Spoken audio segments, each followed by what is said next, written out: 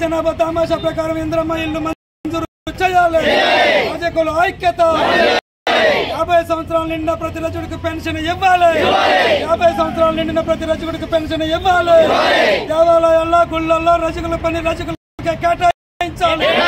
దేవాలయాల్లో గుళ్ళల్లో పోలీస్ స్టేషన్లో మెడికల్ కాలేజీలో రజకులకు సంబంధించిన ఉద్యోగాలు రజకులకు కేటాయించాలి. రజకుల ఐక్యత. రజకుల ఐక్యత. జనాభా తమాషా ప్రకారం రజకుల ఇల్లు రజకులకి ఇవ్వాలి. రజకులకి ఇందిరమ్మ ఇల్లు మంజూరు చేయాలి. రజకులకి ఇందిరమ్మ ఇల్లు మంజూరు చేయాలి.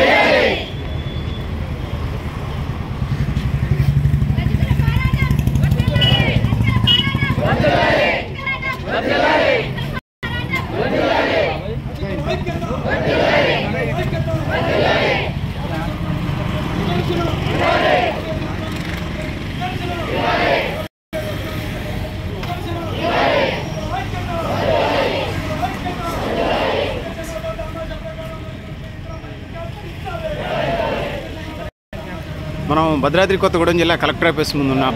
రజకులు ఇక్కడ పెద్ద ఎత్తున యాజిటేషన్ చేస్తూ ఉన్నారు. ఆ విజువల్స్ మనం ఇప్పుడు చూస్తూ ఉన్నాం. ప్రధానంగా ఇళ్ల సమస్య అనేది చాలా పెద్ద ఎత్తున మనకు కనపడతా ఉంది. మనిషికి తినడానికి తిండి, ఉండడానికి ఇల్లు, కట్టుకోవడానికి బట్ట అంటారు. సో బట్టలకే కుటుంబాలు ఊరిని మల్లెపువ్వులాగా అంటువ్యాధులు రాకుండా కాపాడినటువంటి తరాలు రజకులు. వీళ్ళని ప్రభుత్వాలు, పాలక ప్రభుత్వాలు చవితి తల్లి ప్రేమ చూపిస్తూ ఉన్నారు. సో ఇది ఏమంత మంచిది కాదనేది. తెలంగాణ రాష్ట్ర వ్యాప్తంగా మనం చూసినప్పుడు 15,000 గ్రామాలంటే సుమారుగా 12,000 గ్రామాలు రజక జనాభా ఉన్నది అనేది. ఒక్కిల్లు ఉందా, 2 ఇళ్ళు ఉన్నాయా, 10 ఇళ్ళు ఉన్నాయా, 400 ఇళ్ళు ఉన్నాయా తర్వాత సంగతి. సో రజకులు అంత స్థాయి, అంత పవర్ఫుల్గా తెలంగాణ రాష్ట్రంలో ఉన్నారనేది చెప్పక తప్పదు. 29 రాష్ట్రాలు, 8 కేంద్ర పాలిత ప్రాంతాల్లో కూడా రజక వృత్తిదారులు ఉన్నారు అనేది మనం ఈ సందర్భంగా చెప్పక తప్పదు. సో ఆ సందర్భంలో రజకులు ఇళ్ల స్థలాలు, డబుల్ బెడ్రూమ్ల కోసం కొత్తగూడెం కలెక్టరేట్ని భద్రాద్రి కొత్తగూడెం జిల్లా వాసులు చాలామంది వచ్చున్నారు. వాళ్ళతో ఇప్పటికే మాట్లాడుతూ ఉన్నాం. సో ఈ న్యాయమైనటువంటి డిమాండ్స్ని పరిష్కారం చేయాల్సినటువంటి పరిస్థితి అయితే ఉన్నదనేది తెలియజేస్తూ ఉన్నాను. సో ఈ కొత్తగూడెం కలెక్టరేట్ మంచి గుట్ట మీద కట్టారు. 100 తుఫాన్లు వచ్చినా ఏం కాదని ఇక్కడ స్థానికులు చెప్తా ఉన్నారు. సో మంచిదే. కలెక్టర్ ఆఫీస్ అంటే అందరిది, ప్రజలందరిది, భద్రాద్రి కొత్తగూడెం ప్రజలందరిది, తెలంగాణ ప్రజలందరిది Bhadradri Kothagudem collector office. So collector ఆఫీసులు కట్టడంతో పాటు పేద ప్రజలు ఉండటానికి కూడా ఇళ్ళు, మంచి ఇళ్ళు కట్టుకోవడానికి, ఒక నాణ్యత కలిగిన ఇళ్ళు, లేకపోతే వాళ్ళకి తలదాచుకోవడానికి ఎండి వానకు తడిసినట్టు కాకుండా మంచి ఇళ్ళు కడితే బాగుంటుంది అనేది ఈ సందర్భం తెలియజేస్తూ మళ్ళీ రజకులు రైల్వే స్టేషన్లోకి వెళదాం.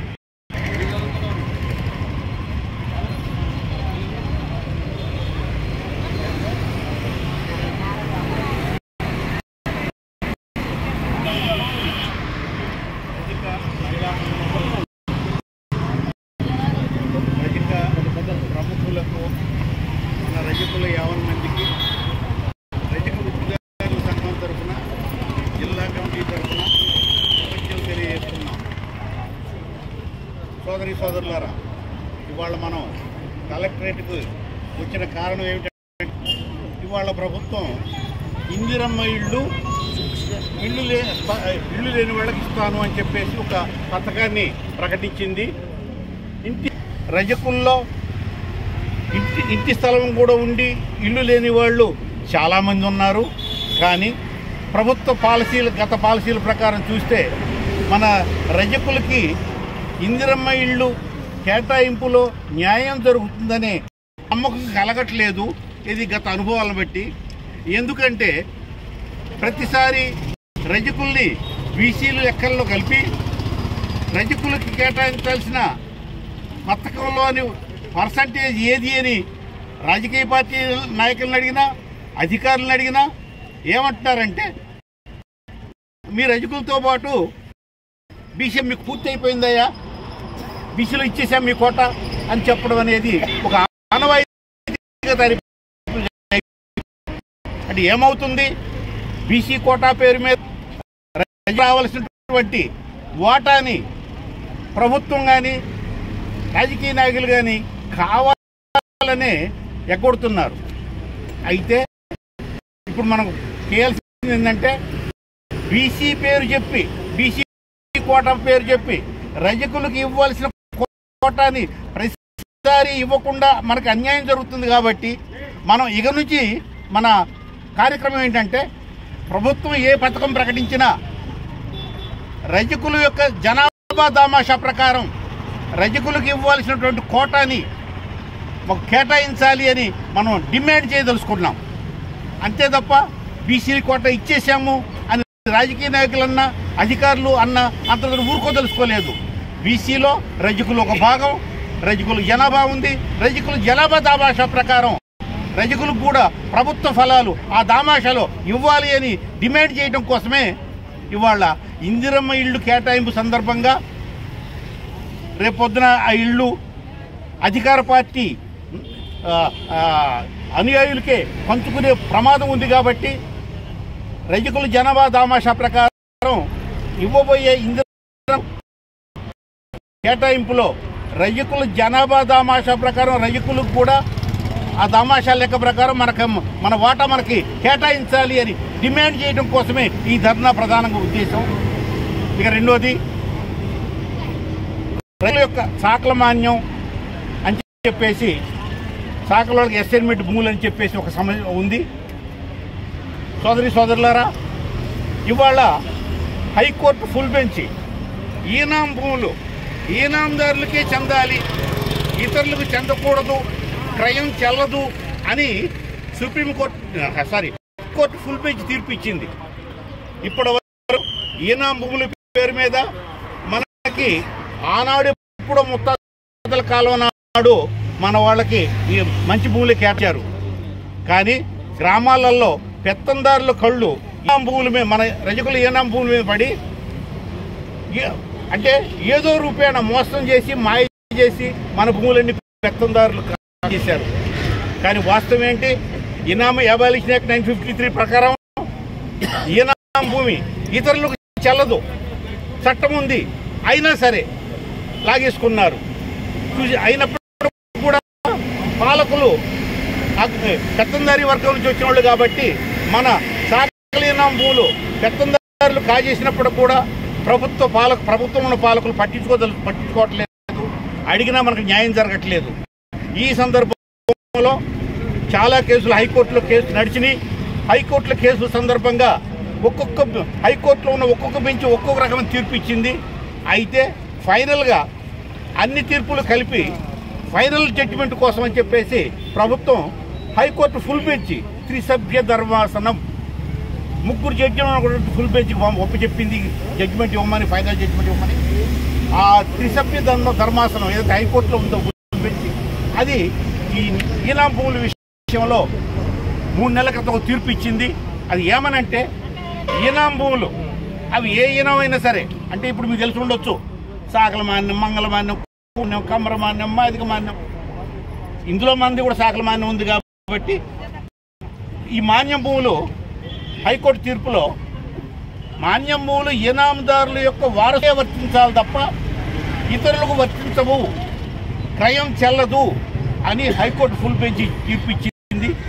దీనికి కాబట్టి ఈ కలెక్టర్ గారిని మనం ఇప్పుడు కోరబోతున్నాం ఏంటంటే హైకోర్టు తీర్పు దరిమిల సాకల మాన్యం భూములు సాకల వాళ్ళకే రావాల్సి ఉంటుంది కాబట్టి ఇవి అన్యాక్రాంతమైందని మేము ఒత్తుకుంటున్నాం. కాబట్టి మీరు ఈ హైకోర్టు తీర్పుని పరిశీలించి ఆ సాకల మాన్య భూములు తిరిగి సాకల వాళ్ళకే వచ్చేటట్టుగా మీరు కన్సర్న్డ్ ఎంఆర్ఓస్కి ఇన్స్ట్రక్షన్స్ జారీ చేయాలి అని, ఆ విధంగా మేము సంబంధిత ఎంఆర్ఓల్ని మండలాల్లో కలుసుకొని ఆ విధంగా గ్రామాలలో మా సాకల మాన్యం భూములు తిరిగి రాబట్టుకోవడం కోసం మేము కృషి చేసుకుంటామని, ఈ విధంగా మీరు దయచేసి ఈ విషయంలో ఎంఆర్ఓలకి ఇన్స్ట్రక్షన్స్ ఇష్యూ చేయాలని చెప్పేసి కలెక్టర్ గారిని కోరబోతున్నాం.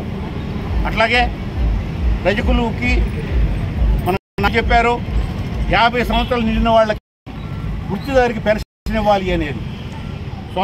సోదరులారా, ఇవాళ వాస్తవంగా వృత్తి చేసేవాడు, బట్టలు ఉతికేవాళ్ళు కానీ, ఇస్త్రీ చేసేవాళ్ళు కానీ, వాస్తవంగా వృత్తి చేసేవాళ్ళు 50 సంవత్సరాలు చేసేసరికి వాళ్ళకి కాళ్ళ నరాలు పేరుకుపోతాయి, నించులేని పరిస్థితులు కూడా ఏర్పడతా ఉంటాయి. ఈ పరిస్థితిలో గత కేసీఆర్ ప్రభుత్వం ఉండగా అన్ని దారులను కలిసి సాకలి, మంగలి, గౌండ్ల ఈ చేనేత అన్ని వృత్తిదారులను కలిసి వాళ్ళ కేసీఆర్ని కలిసి అయ్యా మీరు పెన్షన్ 57 ఏళ్ళకి ఇస్తున్నారు, కానీ నిజంగా వృత్తి చేసేవాడు తాడి చెట్టు ఎక్కేవాడు కానీ బట్టలు ఉతికేవాడు కానీ నిజంగా వృత్తి చేసేవాడు 50 ఏళ్ళకి పని చేయలేని పరిస్థితులు ఏర్పడుతుంది. ఇవాళ కాలమాన పరిస్థితుల ప్రకారం సమాజం వ్యవస్థ ప్రకారం పిల్లలు తల్లిదండ్రులు చూసే పరిస్థితి కనపడతా లేదు.